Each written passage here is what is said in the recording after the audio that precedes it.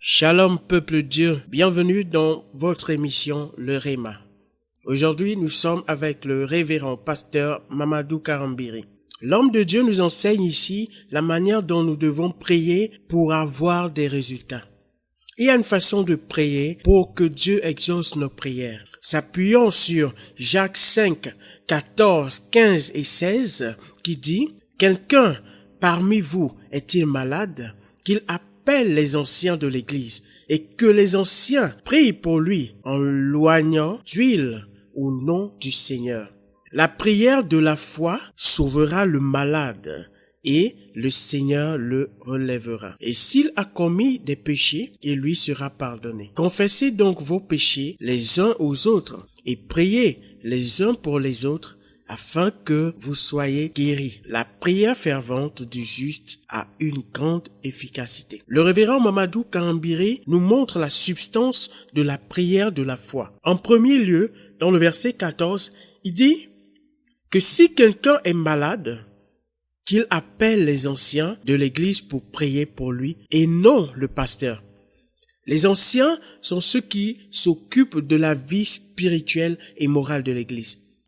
Jésus est en vous, le Saint-Esprit est en vous. C'est important que nous comprenions cela. Si vous n'avez pas confiance aux anciens, si vous n'avez pas confiance aux diacres, vous ne pouvez pas avoir confiance au pasteur. Pourquoi le Seigneur Jésus-Christ avait envoyé les 70 personnes qui n'étaient pas nées de nouveau et même pas apôtres de Jésus-Christ pour aller chasser les démons?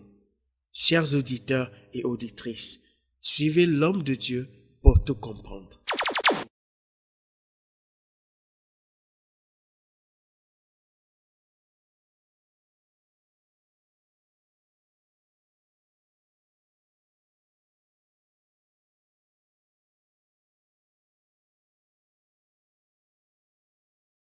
Jacques 5, verset 15, où il est écrit simplement, on va même lire au verset 14, le verset 14, et il dit « Quelqu'un parmi vous est-il malade ? Qu'il appelle les anciens de l'Église et que les anciens prient pour lui en loignant d'huile au nom du Seigneur.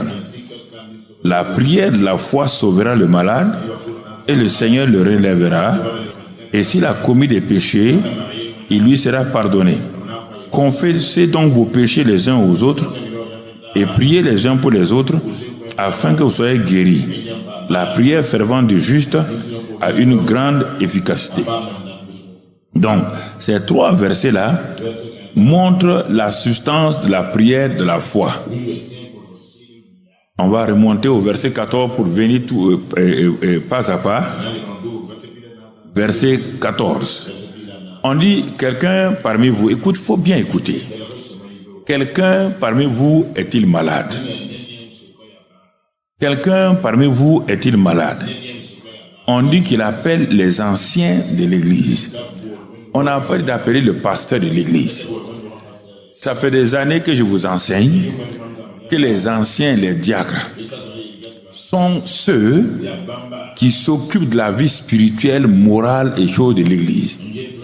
Si le pasteur doit courir encore de maison en maison, d'hôpital en hôpital, c'est-à-dire qu'il a échoué, l'Église a échoué. Et il y a des gens, quand le pasteur ne se présente pas, ils sont fâchés. Le pasteur n'est pas votre esclave. Jésus est en vous. Le Saint-Esprit est en vous. On vous a enseigné. Mon frère, c'est important que nous comprenions.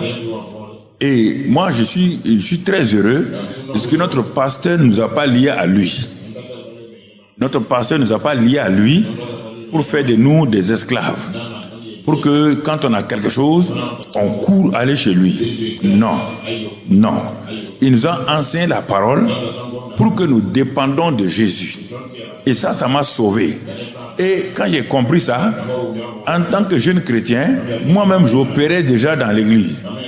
Je n'ai pas attendu qu'un pasteur prie pour moi. Et il y a un moment donné, effectivement, je n'avais pas compris certaines choses.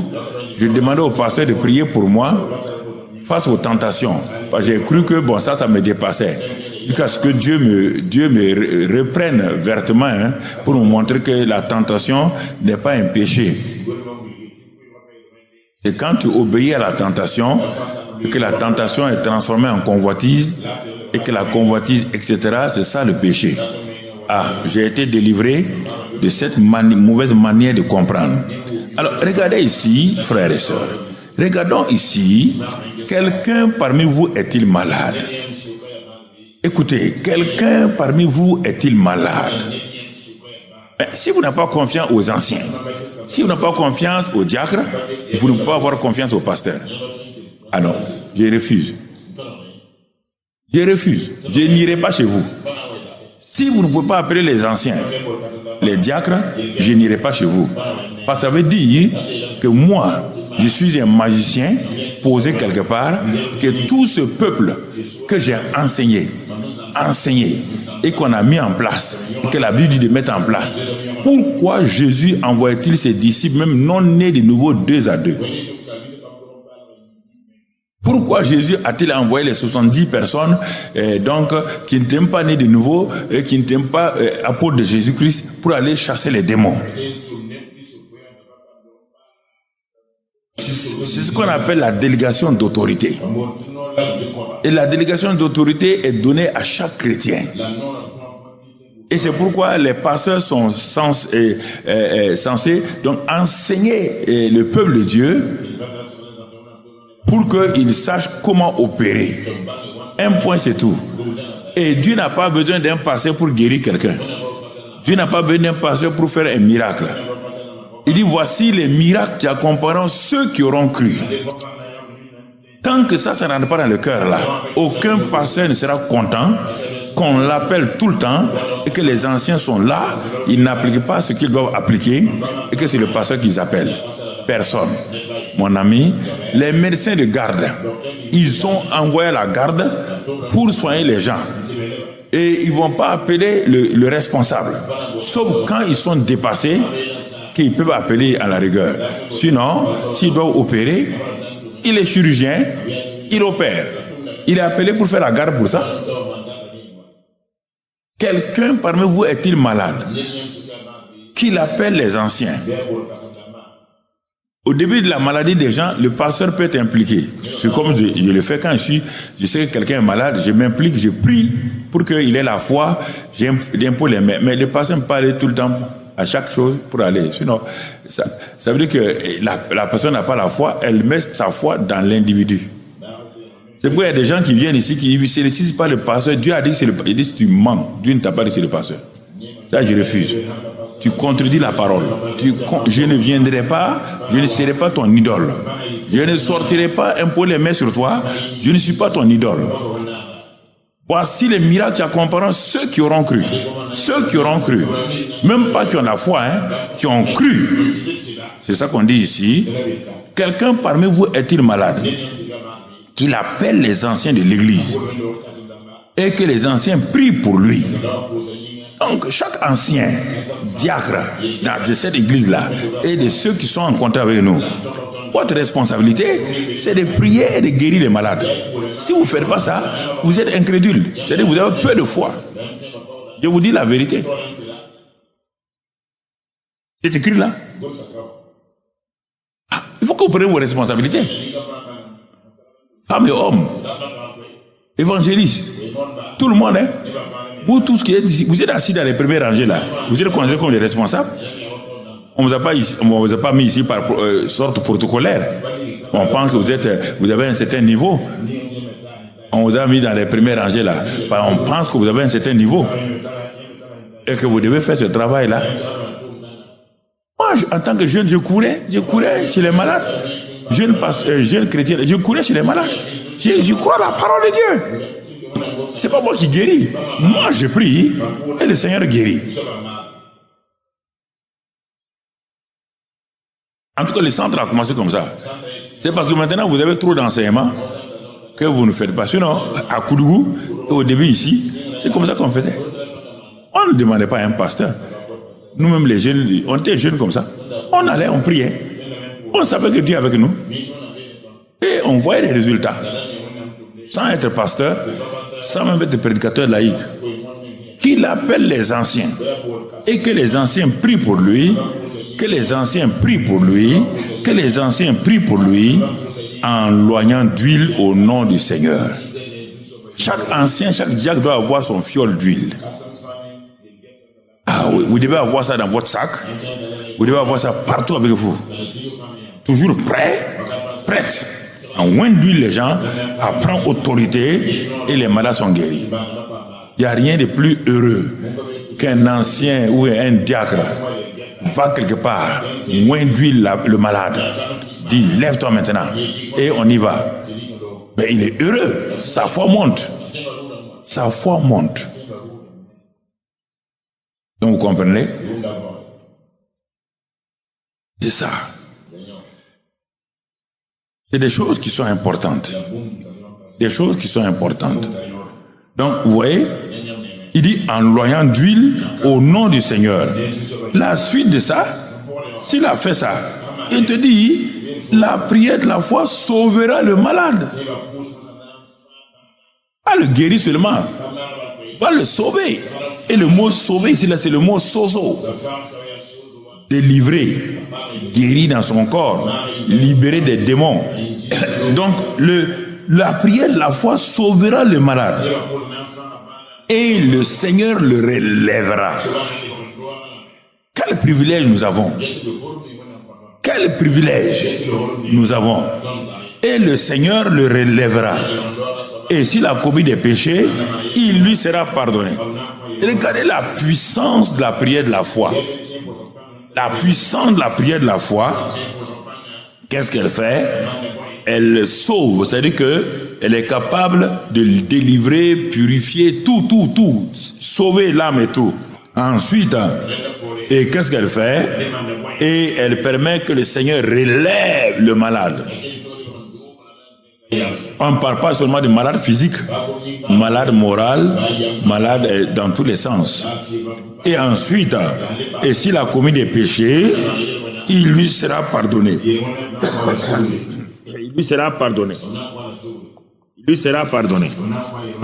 Donc, tu entends? Regardez, frère, ça c'est n'importe quelle situation. Situation morale, un homme avait commis un péché et donc le péché est entré dans son corps et ça a amené une maladie, il était couché, paralysé. Donc sa famille priait, tout. Mais un jour, il a lu ce passage-là, il a dit à sa femme, il doit faire appel aux anciens. Il a fait appeler les anciens qui sont venus chez lui. Ils sont assis, ils ont dit, frère, tu nous as appelés pourquoi? Il dit, non, je vous ai appelé pour que vous puissiez appliquer Jacques 5, 14 à 16 là. Ils lui ont dit, est-ce qu'il croit ça, tout ce qui est là-dedans? Il dit, oui. Est-ce que tu crois aussi à la confession des péchés? Il dit, oui, mais c'est pourquoi je vous ai appelé.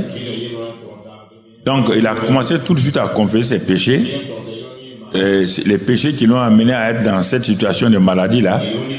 Quand il a confessé ça, les anciens ont pris l'huile là. Ils ont oint le monsieur, ils ont dit au nom de Christ Jésus, puisque tu as obéi à la parole de Dieu, lève-toi maintenant au nom de Jésus. Ils l'ont pris par la main, ils l'ont fait asseoir sur le lit. Ensuite, il l'a poussé pour aller s'asseoir au bord du lit.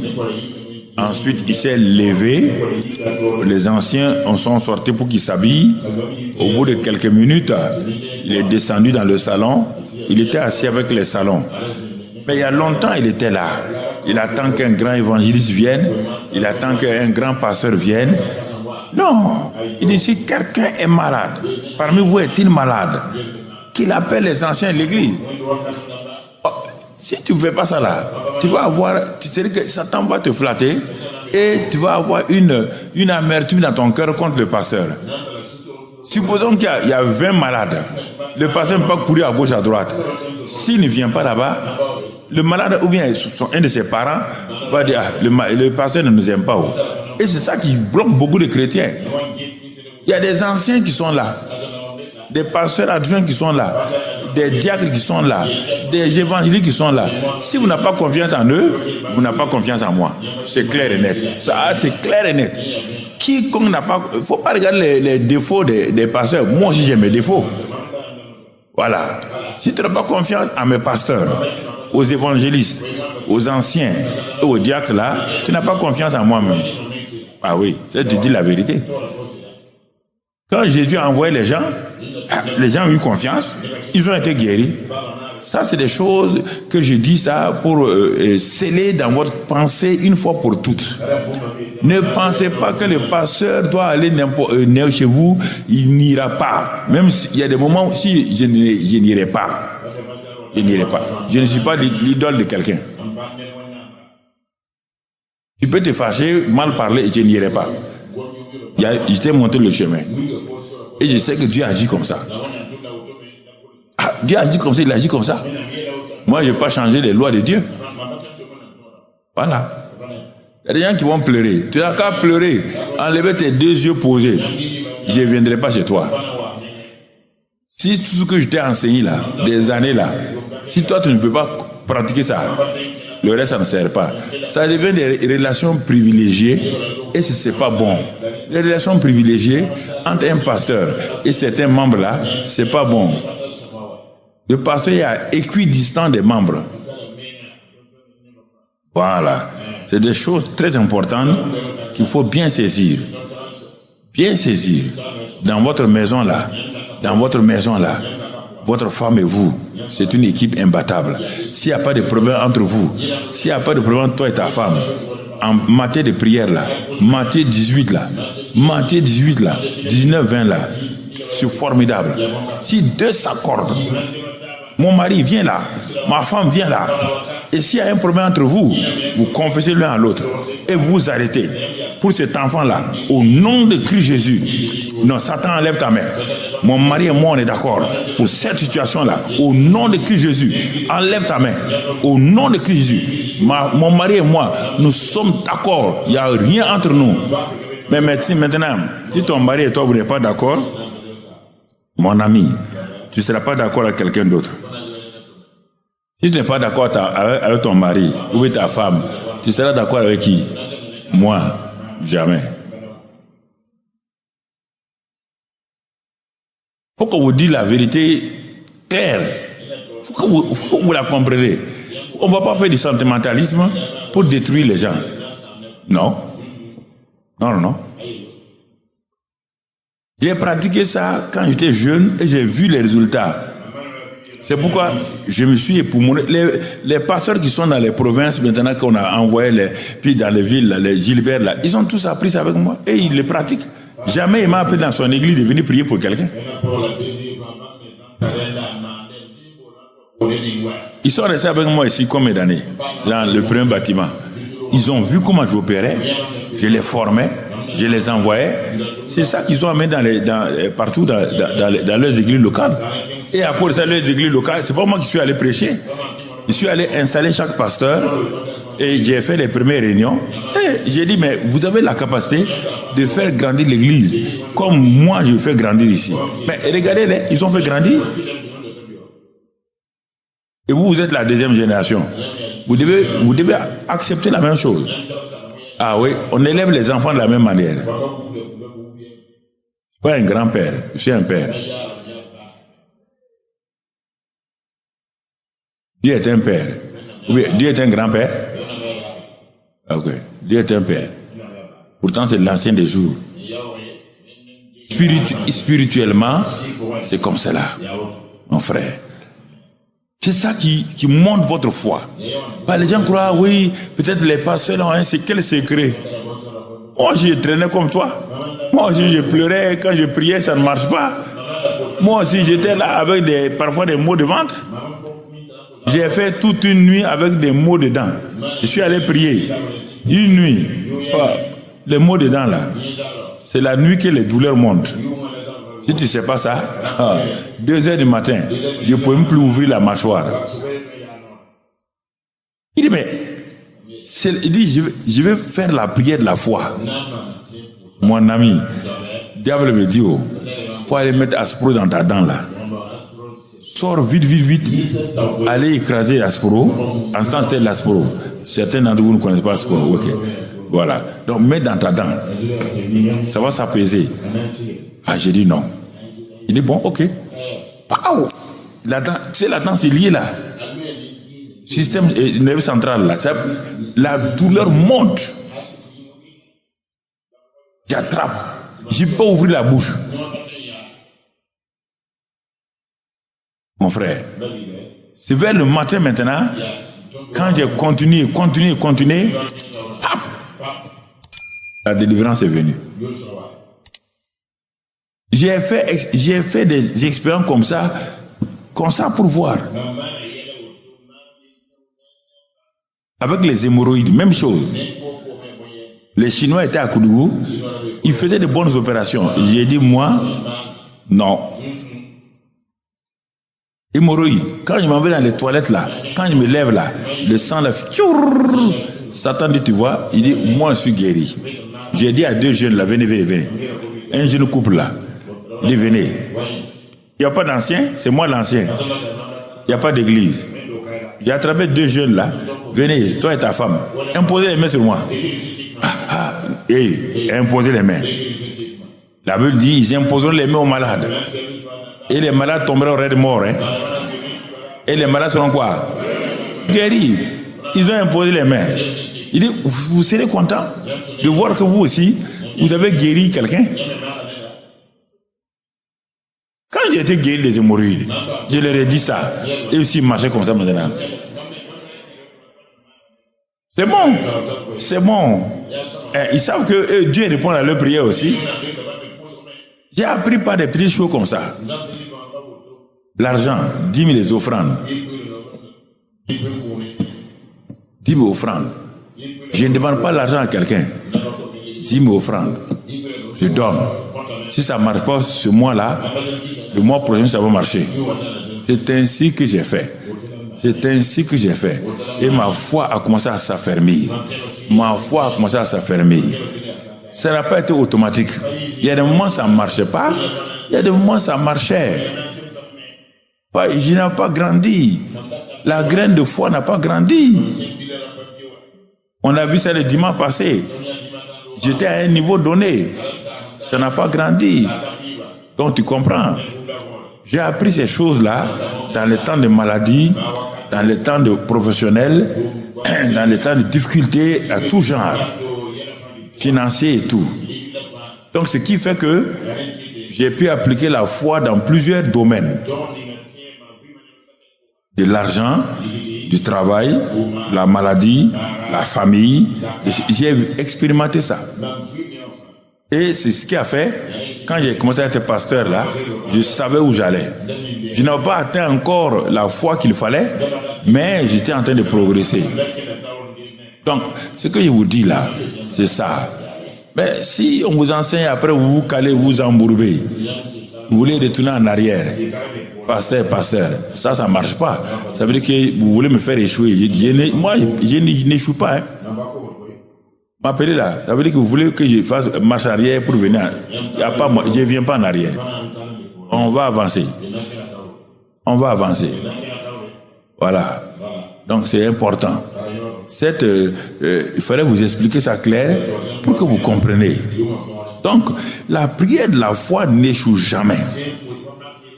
Mais elle gagne toujours. Alors, quand on te dit ça, donc c'est sérieux. La prière de la foi n'échoue jamais. Mais pourquoi mes prières échouent? Parce que ce n'est pas une prière de la foi. Un point, c'est tout. Oui, pasteur, on a prié, hein?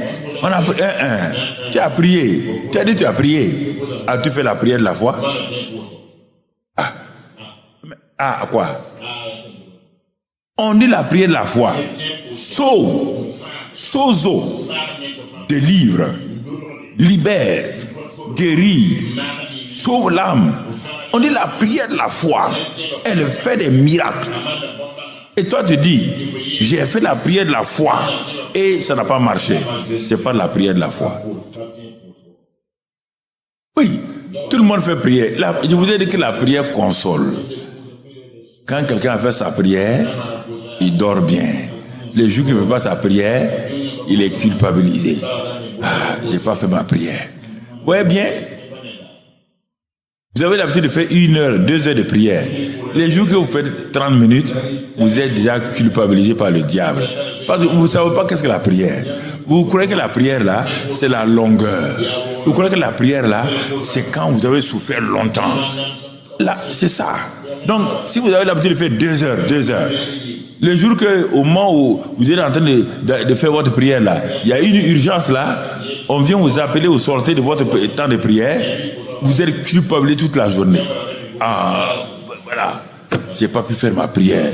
Ça c'est, aïe, ça c'est religion. Tu n'as pas vu que les gens disent allons faire notre prière? Quand l'heure arrive,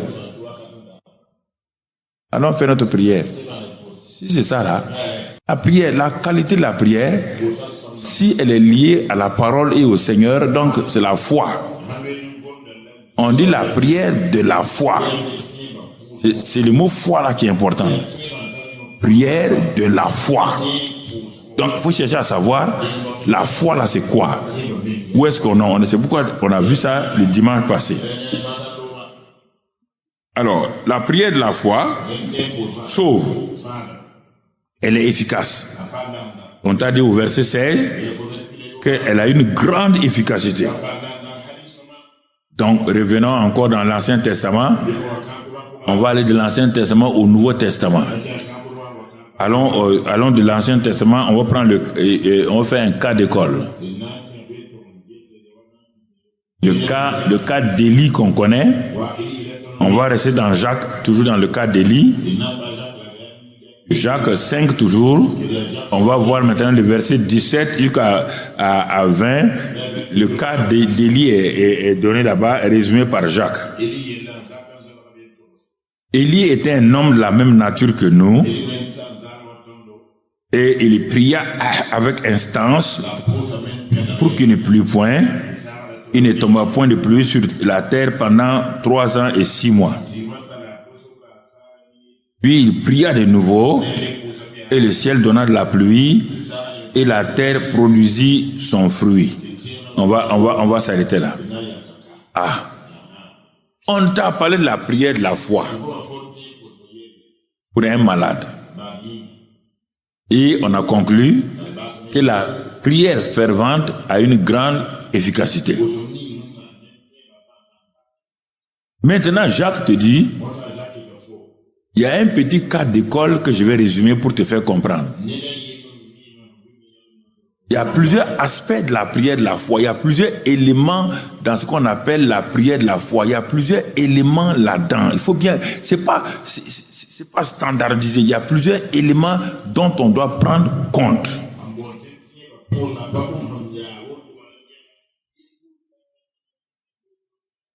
Alors, on commence avec Élie. Et le Saint-Esprit a inspiré Jacques pour ne pas utiliser le titre ou en quelque sorte la fonction d'Élie.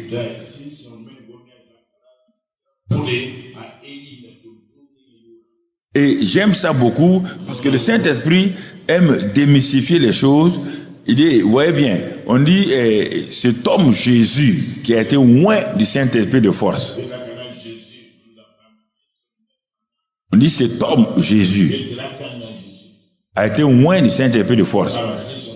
C'est pour enlever un élément mystique pour que tu comprennes. Parce que sinon, si on disait c'est Dieu Jésus, tu vas dire, comme c'est Dieu là, on dit cet homme là, il était oint du Saint-Esprit et de force. Son ministère est reposé sur ça. Bon, ici on dit, Élie était un homme. Donc on l'amène à ton niveau. Ah mais c'est un grand prophète. Dieu dit, je ne t'ai pas parlé de grand prophète. Je ne te parle pas de grand prophète. Quand Élie commençait, ici là, pour la pluie là, au début là, il n'était pas prophète. On dit Élie, un habitant de... Va lire là-bas dans 1 Roi 17. Voilà, on a dit un habitant de Galade. On n'a pas dit un prophète. Tu ne peux pas fuir, hein? Tu ne peux pas reculer. Tu ne peux pas dire, ah, moi, nous autres, on a une petite... Non, tu ne peux pas te justifier. Je mets tous les éléments, il va t'attraper comme la souris de la maison. Tu ne peux pas fuir. Tu comprends? Tu ne peux pas fuir.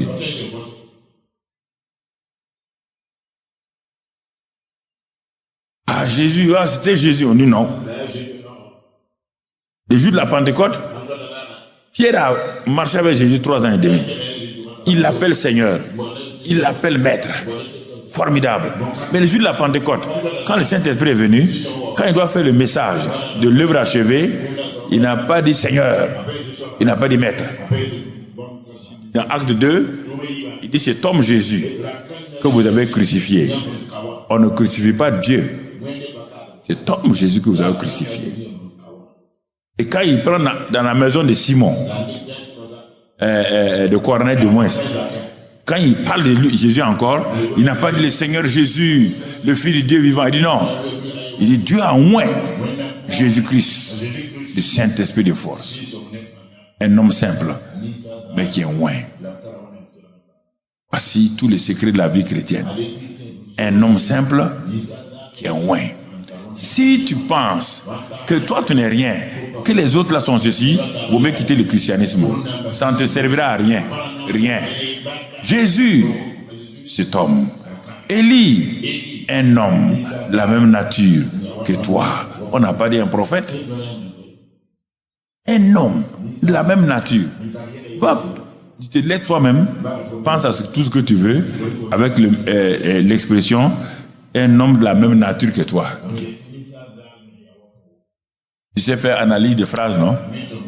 Note la phrase là, un homme de la même nature que moi. Écris ça et tu verras. Tous tes défauts là se trouvent dans Élie. Pourquoi j'apprécie le Saint-Esprit? C'est il est un pédagogue excellent. Ah bon? Un homme de la même nature que moi. Oui. C'est pas, ne pense pas à quelqu'un d'autre. On dit un homme de la même nature que nous. Dans le nous là, il y a toi. Donc, mais un homme de la même nature que moi. Ne fais pas semblant de comprendre. Ne fais pas semblant comme si tu ne comprends pas. Hein. Quelle est ta nature? Quel est ton caractère? Écris ça. Écris. Fais une colonne. Tous tes mauvais caractères là. On dit Élie était comme ça. Si vous avez aimé ce message ou si ce message a produit un témoignage dans votre vie, faites-nous savoir cela dans les commentaires. À bientôt dans un nouveau numéro de votre émission Le Réma.